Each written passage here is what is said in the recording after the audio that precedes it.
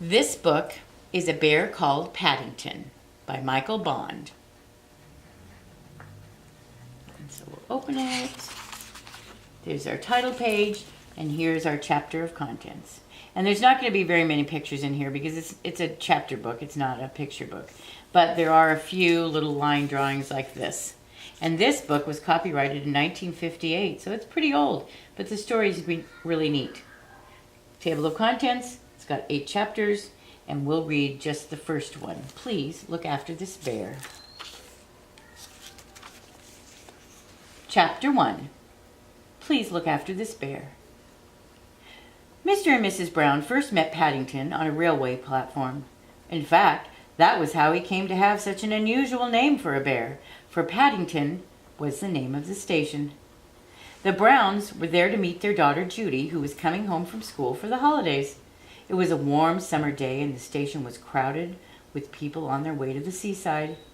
Trains were humming, loudspeakers were blaring, porters, those are the guys that carry your bags, were rushing about, shouting at one another, and all together there was so much noise that Mr. Brown, who saw him first, had to tell his wife several times before she understood. A bear? A bear on Paddington Station? Mrs. Brown looked at her husband in amazement. Oh, don't be silly, Henry. That can't be. Mr. Brown adjusted his glasses. But there it is, he insisted. I distinctly saw it, over there, near the bicycle rack. It was wearing a funny kind of hat. Without waiting for a reply, he caught hold of his wife's arm and pushed her through the crowd, around a cart laden with chocolate and cups of tea, past a bookstall, and through a gap in a pile of suitcases toward the lost property office. There you are, he announced triumphantly, pointing toward a dark corner. I told you so. Mrs. Brown followed the direction of his arm and dimly made out a small furry object in the shadows. It seemed to be sitting on some kind of a suitcase, and around its neck was a label with some writing on it. The suitcase was old and battered, and on the side, in large letters, were the words, Wanted on Voyage. Mrs. Brown clutched at her husband. Why, Henry, I believe you were right after all. It is a bear. She peered at it more closely. It seemed a very unusual kind of bear. It was brown in color, a rather dirty brown, and it was wearing a most odd-looking hat with a wide brim, just as Mr. Brown had said. From beneath the brim, 2 large round eyes stared back at her. Seeing that something was expected of it, the bear stood up and politely raised its hat, revealing 2 black ears. Good afternoon, it said in a small, clear voice. Good afternoon, replied Mr. Brown, doubtfully, and then there was a moment of silence. The bear looked up at them inquiringly. Can I help you? Mr. Brown looked rather embarrassed. Well, no. As a matter of fact, we were wondering if we could help you. Mrs. Brown bent down, and she said, You're a very small bear, she said. And the bear puffed out its chest. I'm a very rare sort of bear, it replied importantly. There aren't many of us left where I came from. And where is that? Asked Mrs. Brown. The bear looked around carefully before replying. Darkest Peru. I'm not really supposed to be here at all. I'm a stowaway. A stowaway? Mr. Brown lowered his voice and looked anxiously over his shoulder. You almost expect to see a policeman standing behind them with a notebook and pencil taking everything down. Yes, said the bear. I emigrated, you know. A sad expression came into his eyes. I used to live with my Aunt Lucy in Peru, but she had to go into a home for retired bears. You don't mean to say you've come all the way from South America by yourself, exclaimed Mrs. Brown. And the bear nodded. Aunt Lucy said she always wanted me to emigrate when I was old enough. That's why she taught me to speak English. Oh, but whatever did you do for food? Asked Mr. Brown. You must be starving. Bending down, the bear unlocked the suitcase with a small key, which it also had around its neck, and brought out an almost empty glass jar. Well, I ate marmalade, it said rather proudly. Bears like marmalade, and I lived in a lifeboat." "But what are you going to do now?" asked Mr. Brown. "You can't just sit in Paddington Station waiting for something to happen." "Oh, I shall be all right, I expect." The bear bent down to do up its case again, and as it did so, Mrs. Brown caught a glimpse of the writing on the label. It said simply, "Please look after this bear. Thank you." She turned appealingly to her husband and said, "Oh, Henry, what shall we do? We can't just leave him here. There's no knowing what might happen to him. London's such a big place, and when you've got nowhere to go. Can't he come home and stay with us for a few days?" Mr. Brown hesitated, and he said, But Mary, dear, we can't take him. Not just like that. After all..." "After all what?" Mrs. Brown's voice had a firm note to it. She looked down at the bear. "He is rather sweet, and he'd be such company for Jonathan and Judy, even if it's only for a little while. They'd never forgive you if they knew and you'd left him here." "Oh, it all seems highly irregular," said Mr. Brown doubtfully. "I'm sure there's a law about it." He bent down. "Would you like to come and stay with us?" he asked. "That is," he said, he added hastily, not wishing to offend the bear, "that is if you've nothing else planned."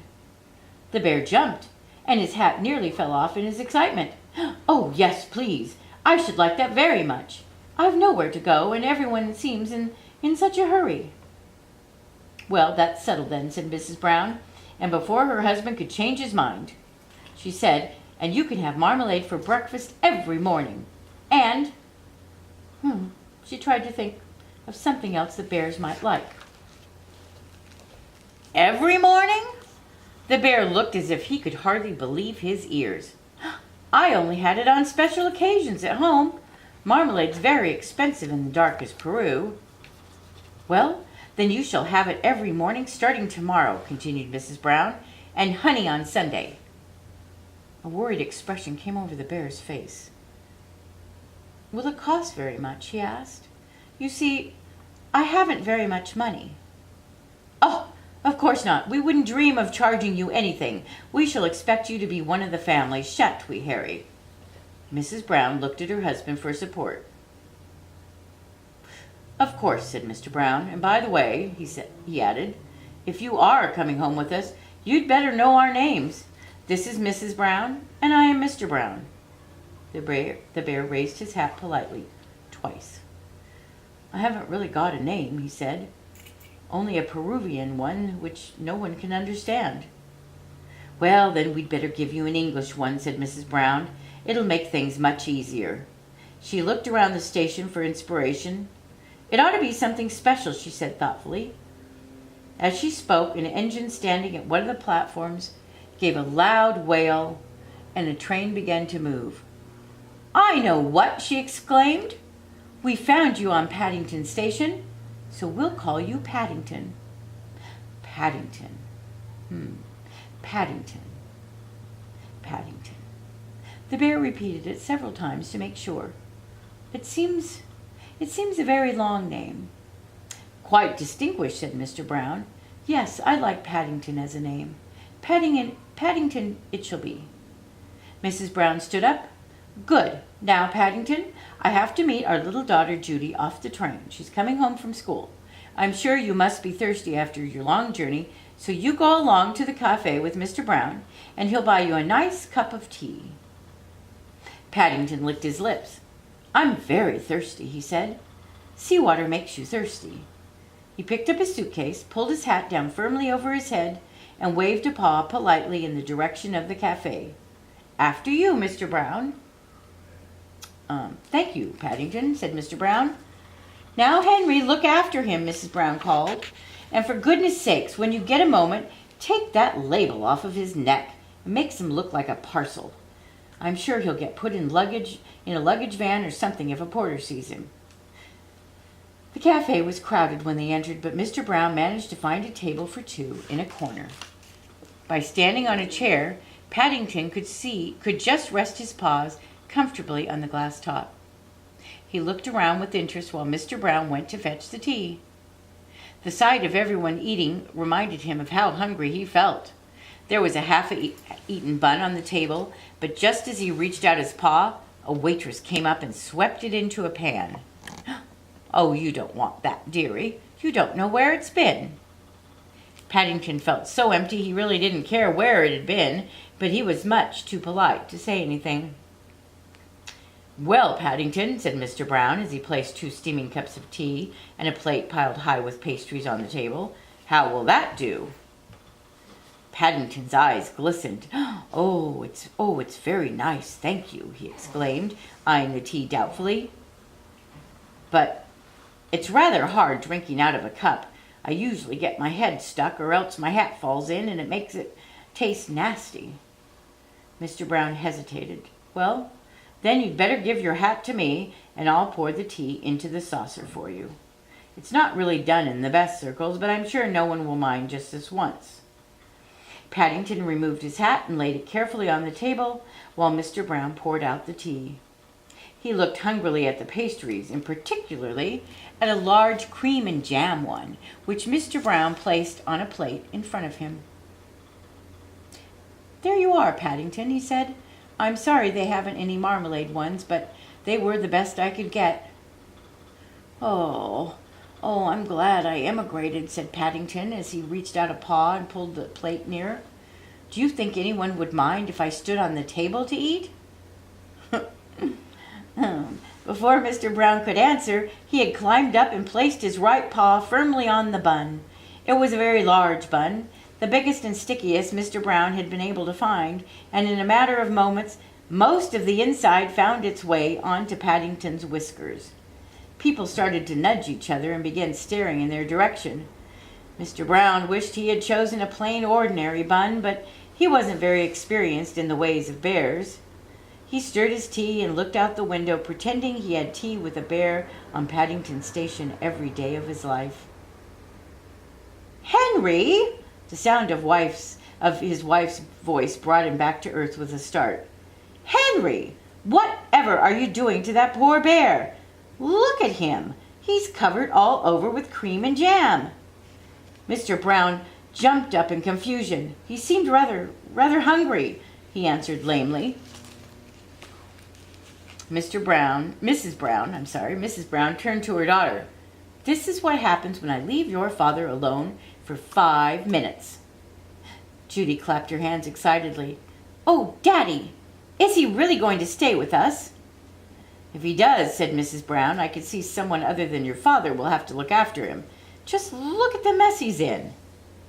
Paddington, who all this time had been too interested in his bun to worry about what was going on, suddenly became aware that people were talking about him.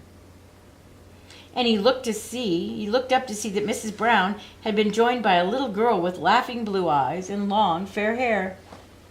He jumped up, meaning to raise his hat, and in his haste he slipped on a patch of strawberry jam that somehow or other had found its way onto the glass tabletop. And for a brief moment he had a dizzy impression of everything and everyone being upside down. He waved his paws wildly in the air, and then, before anyone could catch him, he somersaulted backward and landed with a splash in his saucer of tea. He jumped up even quicker than he had sat down because the tea was still very hot, and promptly stepped into Mr. Brown's cup. Judy threw her head back and laughed until the tears came rolling down her face. "Oh, Mummy, isn't he funny?" she cried. Paddington, who didn't think it was funny at all, stood for a moment with one foot on the table and the other in Mr. Brown's tea. There were large patches of white cream all over his face, and on his left ear was a lump of strawberry jam. "Gosh, you wouldn't think," said Mrs. Brown, "that anyone could get in such a state with just one bun." Mr. Brown coughed. He had just caught the stern eye of a waitress on the other side of the counter. "Oh, perhaps we'd better go. I'll see if I can find a taxi." And he picked up Judy's belongings and hurried outside. Paddington stepped gingerly off the table, and with a last look at the sticky remains of his bun, climbed down onto the floor. Judy took one of his paws. "Come along, Paddington. We'll take you home and you can have a nice hot bath, and then you can tell me all about South America. I'm sure you must have had lots of wonderful adventures." "I have," said Paddington earnestly. "Lots. Things are always happening to me. I'm just that sort of bear." And that is where we're going to stop right there. A Bear Called Paddington.